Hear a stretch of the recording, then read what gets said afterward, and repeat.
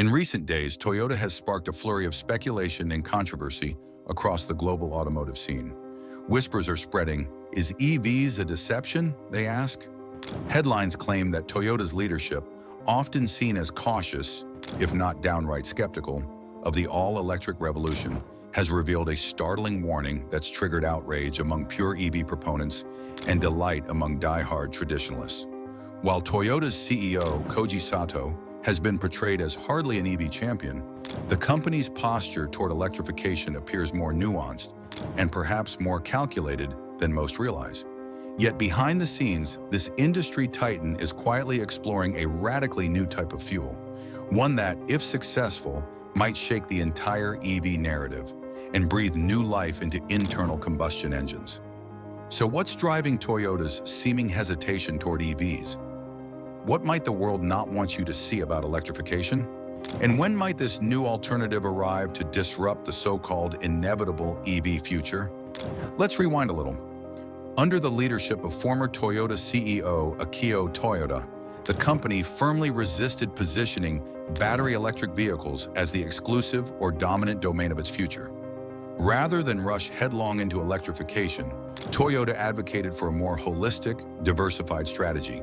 Hybrids, plug-in hybrids, hydrogen fuel cells, and yes, battery electrics, but not to the exclusion of other powertrains. He often invoked what he called the silent majority within the auto industry, those who harbored deep reservations about an EV-only future, but felt compelled to go along with the prevailing winds of trendiness and political pressure. The real enemy, he contended, is carbon, not the type of powertrain. He warned that the rush to electrify might soon collide with constrained supplies of critical raw materials like lithium and battery-grade nickel, and that widespread charging infrastructure, regional consumer adoption patterns, affordability, all posed real and immediate barriers.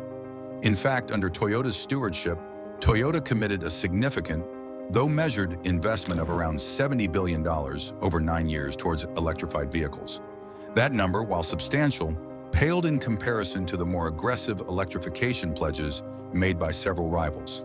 The underlying philosophy was clear: provide consumers with options, not impositions. Recognize that the shift to carbon neutrality could take many pathways, not just EVs, and preserve a balance between innovation and pragmatism. But then Toyota's viewpoint came to be seen as increasingly anachronistic. Criticism rose from many angles. Environmental groups lambasted Toyota for resisting EV momentum, ranking it among the most laggardly automakers in decarbonization efforts. Recalls and production issues around Toyota's first battery electric model, the BZ4X, gave critics ammunition. And in the US, zero-emission models accounted for just a sliver, less than 1%, of the brand's total sales in early rollout phases.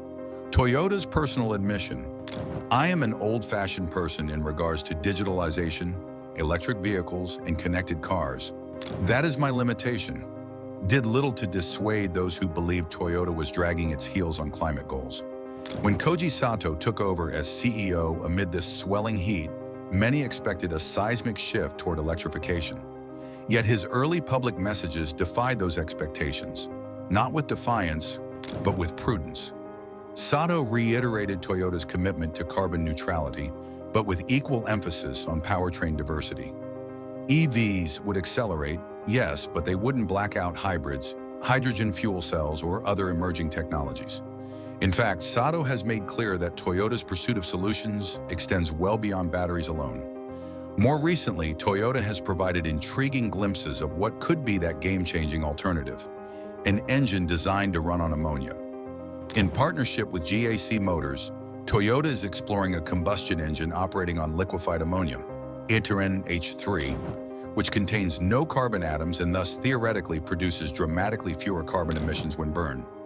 Though ammonia combustion has been largely confined to heavy industries and maritime applications, this prototype, a 2-liter, 4-cylinder engine, has reportedly achieved output figures around 160 horsepower while reducing CO2 emissions by up to 90%. If commercially viable, such a breakthrough could reshape the energy and automotive landscape, allowing existing internal combustion platforms to be repurposed rather than rendered obsolete. It's a bold gambit, raising the question, is Toyota preparing a strategic lifeline for the internal combustion engine amid pressure toward electrification? Yet Toyota's experimentation extends beyond prototype engines. In the realm of hydrogen, things are equally compelling. Toyota recently unveiled a hydrogen-powered Corolla that burns liquid hydrogen in a combustion engine, used in endurance racing arenas like Fuji Speedway as a technology demonstrator rather than a market-ready product. Concurrently, under the bold plan announced in the company's most recent roadmap updates, Toyota is aiming for EVs that deliver astounding ranges, targeting more than 600 miles by 2026 and as high as 900 miles by 2028. These cars, to be launched under the Lexus luxury brand, will leverage advanced lithium-ion battery technologies, as well as high-speed manufacturing methods like gigacasting and ultra-aerodynamic design. Sato's message is clear. Toyota is preparing for multiple eventualities, rather than placing all bets on a single horse.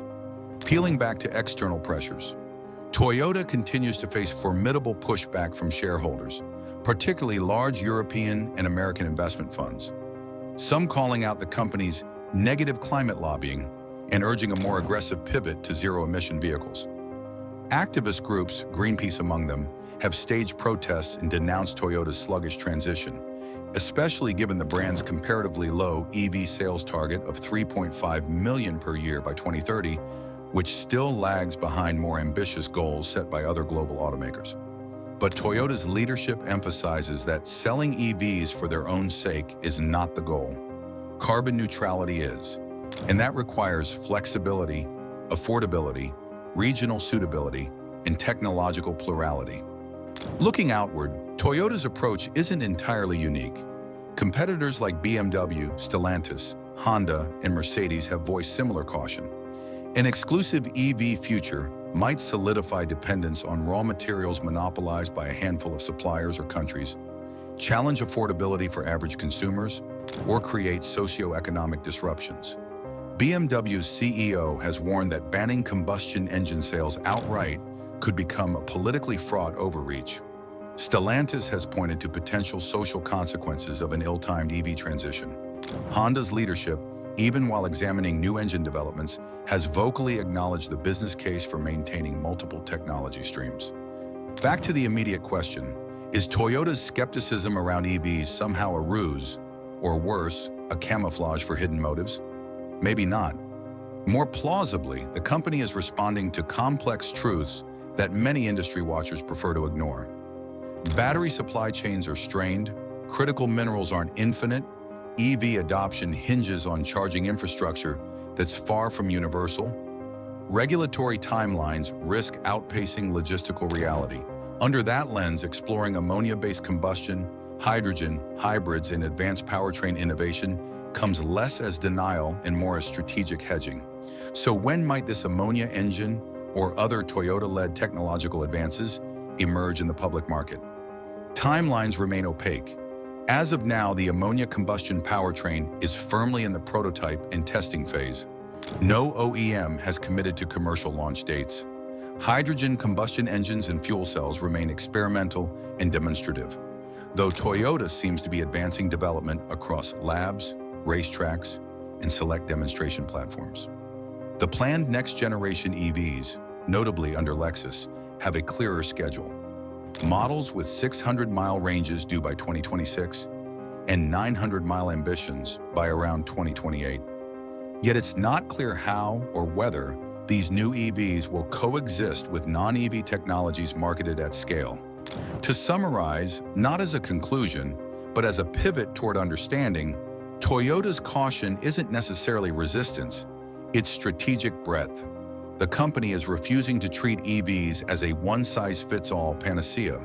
Instead, it's betting on a mosaic of solutions, hybrids, plug-ins, battery electrics, hydrogen fuel cells, and possibly ammonia combustion engines, to navigate the uncertain energy landscape of the coming decades. This approach has drawn ire from EV purists and climate activists, but it also provides an essential counterbalance to overconfidence in one technology. Whether this multi-pathway strategy proves wise or if it will dilute Toyota's progress compared to more EV-focused rivals, remains to be seen. In closing, Toyota's stance is bold yet cautious, visionary yet conservative, an acknowledgement that the road ahead is not paved purely with electrons. The company is attempting to hold multiple futures in its hands, experimenting with fuels as unlikely as ammonia, while still preparing for the electric vehicle surge. So is Toyota resisting EVs because they're anti-electric? Or is it simply refusing to lose sight of what dozens of storms, economic, technological, political, might wash onto the auto industry's horizon? Perhaps that silent majority Toyota referenced was more prescient than many realized, and their restraint today may yet become tomorrow's greatest advantage.